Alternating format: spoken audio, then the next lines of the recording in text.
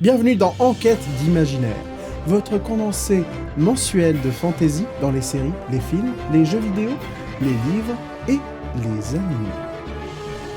Aujourd'hui, on commence la rubrique film avec une tripotée de trailers. Dans le premier est assez intéressant, c'est un film d'animation très inspiré d'Arcane de Fortiche, fait par un groupe d'étudiants de Rubrica Valenciennes de Super Infocom, promotion 2025, Le Cocon. Tu n'étais pas à ta place, c'est tout.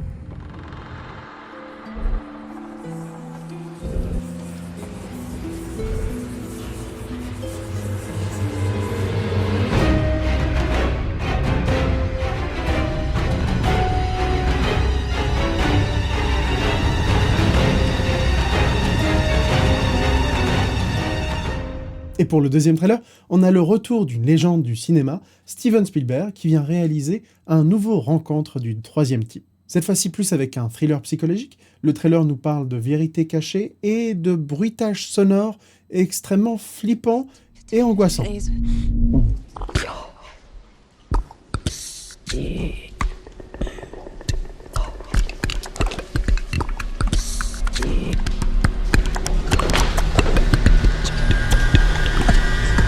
On verra avec ce film si Spielberg sait se réinventer dans le genre de la première rencontre alien, après des œuvres comme Pluribus et Le problème à trois corps. En parlant de légende du cinéma, on en a parlé la dernière fois, mais Christopher Nolan revient avec l'Odyssée. La dernière fois on a eu des photos, cette fois-ci c'est un trailer complet. Et une controverse. Avant même la sortie du trailer, on parlait de l'historicité des armures utilisées dans le film, mais depuis qu'on a vu l'armure d'Agamemnon, plus de voix se sont levées. Et là où le débat se base sur est-ce qu'un film se doit d'être historique ou pas, on devrait plutôt se poser la question de pourquoi les gens réagissent comme ça à cette armure précise. Et pour moi, l'armure est juste moche. C'est tout. C'est pas une question historique au final. C'est juste que la DA du film a fait que cette armure est moche. Enfin, c'est ni juste historiquement, et pas vraiment joli. Mais ça reste déjà meilleur que les gens qui ont décidé d'utiliser l'IA pour remplacer les armures du film de manière faussement, réellement historique. Et en parlant d'IA, Disney a conclu un deal avec OpenAI, un deal à plus d'1 milliard de dollars. Ce deal donne exclusivité à OpenAI d'utiliser dans leur service d'IA générative tout personnage Disney, donc avec les licences Marvel, Star Wars et toutes licences Disney inclus, tant que les visages des acteurs qui ont joué les rôles humains ne sont pas utilisés. Je ne veux pas savoir ni comprendre comment ils vont réussir à faire ça sans qu'il y ait des dérives. Bonne chance. Et rattaché à Disney, il y a Marvel, avec les premiers trailers d'Avengers Doomsday, qui sont sortis au cinéma et qui en leak pour la plupart sur internet. Il y a aussi la bande-annonce pour Spider-Man Brand New Day qui est sortie, mais en très mauvaise qualité comparée aux autres, qui ont eu des rééditions plus nettes. À l'heure où je tourne cette vidéo, il y a déjà 3 trailers qui sont sortis. Attention au spoil. Un montrant Steve Rogers avec un bébé, un autre montrant Thor faisant une prière à ce qu'on pense être son père, et un autre montrant les X-Men, surtout Cyclope faisant un gros ult de sa race avec ses yeux. Là où les 2 premiers trailers avaient des réactions plutôt mixtes des fans, le dernier trailer sur les X-Men a eu une bien meilleure réception, montrant que les fans attendent un film X-Men, et un bon film X-Men depuis assez longtemps. Mais la grande question en suspens est, est-ce que Hugh Jackman, Wolverine, va revenir dans ce film-là ? Bien, je n'ai pas la réponse, mais j'ai autre chose avec Hugh Jackman, et je voulais vous le montrer. Un film où Hugh Jackman était un berger et il meurt. Et c'est du coup ces moutons qui vont devoir élucider son meurtre. Oui, je suis vendu. Et pour ce dernier trailer, on a une nouvelle adaptation d'une licence phare du jeu vidéo Street Fighter. Et ça a été annoncé au Game Award, avec une tripotée de casting qui est venue sur scène et qui ont insulté un peu Mortal Kombat le film. Et parmi eux, il y a Jason Momoa qui jouera Blanka. Cet homme est dans toutes les licences. En parlant des Game Awards, passons aux jeux vidéo. Les Game Awards, cette cérémonie qui a récompensé tous les jeux vidéo de cette année qui ont été phares. Et regardons cette liste incroyable, voici les gagnants. Et oui, cette année, les Game Awards étaient sous le signe de Clair Obscur Expedition 33, qui a raflé la majorité des awards, laissant quelques autres awards à des petits studios et jeux vidéo comme Silksong. Mais les Game Awards, c'est aussi beaucoup d'annonces de jeux vidéo, surtout des annonces de jeux vidéo, et on a eu quelques petites surprises. On a eu Star Wars The Fate of the Old Republic, qui est la suite, on espère dans le bon sens du terme, de Star Wars KOTOR, Knight of the Old Republic. On a aussi eu l'annonce de la suite de Control avec Control Resonant, et l'annonce de Total War Warhammer 40 000, qui fait plaisir aux fans. Et avant même les Game Awards, on avait eu un petit mystère qui avait été posé par Jeff Keighley, avec une petite statue qui était bizarre et que beaucoup de personnes attribuaient à des jeux comme Diablo ou God of War, mais qui était en fait l'annonce du prochain Divinity de Larian Studios, les créateurs de Baldur's Gate 3, Divinity étant leur série originale qui a toujours su se réinventer avec de nouveaux gameplays, mais cette fois-ci on a l'air de rester dans les RPG type Baldur's Gate, ce qui est une bonne chose et ce qui ravira les fans. Mais, parce qu'il y a toujours un mais, Larian Studio a parlé d'Ia Svenvinky, le CEO de Larian Studio, a donc dû expliquer l'utilisation de l'IA dans l'entreprise qui est à un stade d'essai pour essayer toutes les nouvelles technologies pour voir si ça rentre dans leur manière de travailler. Et comme l'IA est toujours omniprésente dans les news actuellement, on l'a aussi dans les Indie Game Awards, les Game Awards pour les jeux indépendants. Clair Obscur Expedition 33 avait aussi gagné le Game of the Year des Indie Game Awards, mais il se l'est vu retirer quelques jours plus tard, étant donné que Clair Obscur avait brisé une des règles des Indie Game Awards de ne pas utiliser d'IA aucune pendant la production ou dans le jeu en lui-même, ce qui n'est pas le cas pour Expedition 33, étant donné que le jeu a utilisé un peu d'IA à un moment pour créer des affiches, des placeholders qui ont été retirés depuis, mais le souci ici, c'est d'avoir menti au règlement. Il n'est plus le Game of the Year des Indie Game Awards, qui est repassé à mon chouchou, mon Game of the Year, même pas que Indie, Blueprints.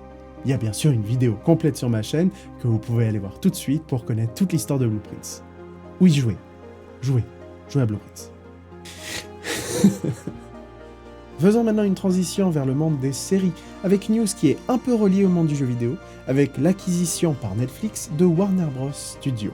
Et là où ça pourrait être déjà une news terrible pour le monde des séries et des films, à cause de la monopolisation de Netflix de Warner Bros., ça l'est d'autant plus puisque Netflix n'a aucun intérêt dans une des parties de Warner Bros Games, un studio de jeux vidéo où on a pu voir sortir des merveilleux jeux qui sont très certainement chers à vos cœurs.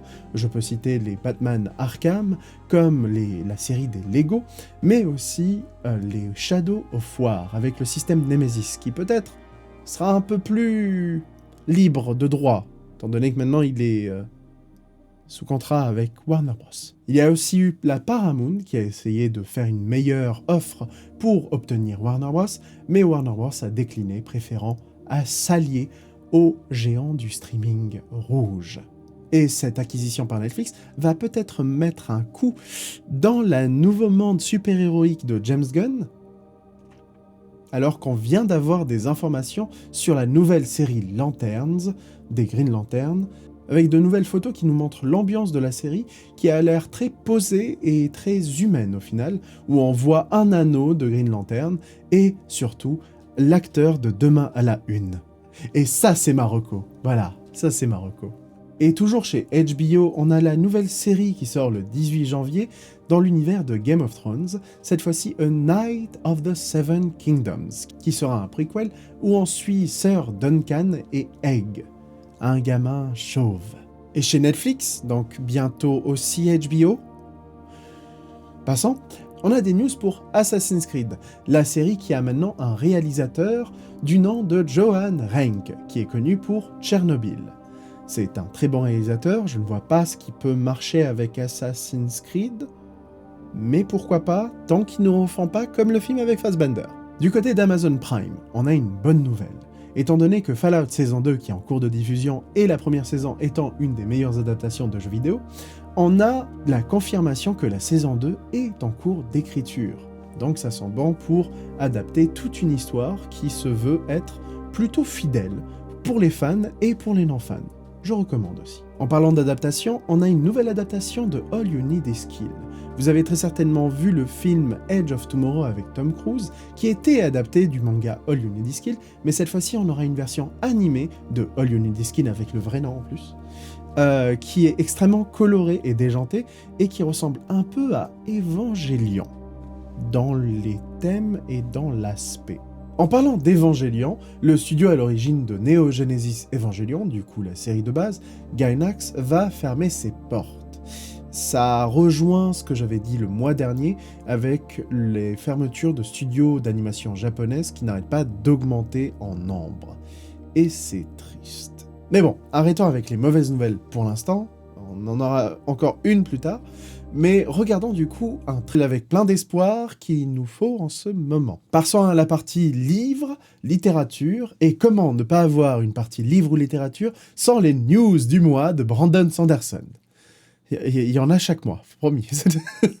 Sanderson a eu sa convention, le Dragon Steel Nexus, et à l'intérieur, il y a eu le World Hopper Ball, avec un thème Mistborn cette année, mais aussi plein d'annonces, parce que Sanderson ne peut pas s'en empêcher, et bien sûr, il y a un nouveau livre caché. Fire of December, les feux de décembre, qui raconte l'histoire d'une fille qui s'appelle December, et je n'en raconte pas plus parce que vous avez une vidéo d'1 heure de la première heure du livre, lue par Sanderson, et d'une version écrite sur le site de Brandon Sanderson directement. Et ce livre sera précommandable en crowdfunding, puisque c'est un nouveau projet secret, et il sera accompagné du coup des histoires de Hoid, un nouveau recueil de 4 nouvelles illustrées de toutes les histoires de Hoid qu'il a pu raconter au fur et à mesure des livres du Cosmere et de nouvelles histoires. Et comme Sanderson n'en a jamais terminé avec nous, on a aussi eu l'annonce de 2 nouvelles versions Leatherbound en cuir de ses livres.